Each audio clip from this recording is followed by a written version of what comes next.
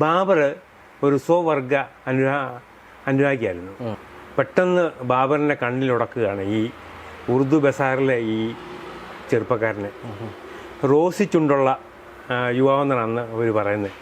പക്ഷേ അദ്ദേഹത്തിന് ഈ ബാബറിന് സ്ത്രീയേക്കാളും ഇഷ്ടം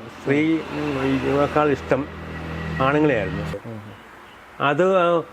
അതിനകത്തും കൃത്യമായിട്ട് പറയുന്നത് ബാബർ ഒരു സ്വവർഗ അനുയായിയായിരുന്നു. ബാബറി എന്ന് പറയുന്നത് ഈ ബാബറിൻ്റെ പുരുഷ പങ്കാളിയാണെന്നും അത്ര അഭിനിവേശമാണ് ബാബറിന് വളരെ അഭിനിവേശം. ഒരു സ്ത്രീയോട് പുരുഷന് തോന്നുന്ന അഭിനിവേശം പോലെ തന്നെ അത്രയും കഠിനമായ അഗാധമായ പ്രണയമായിരുന്നു ബാബറിയോട്.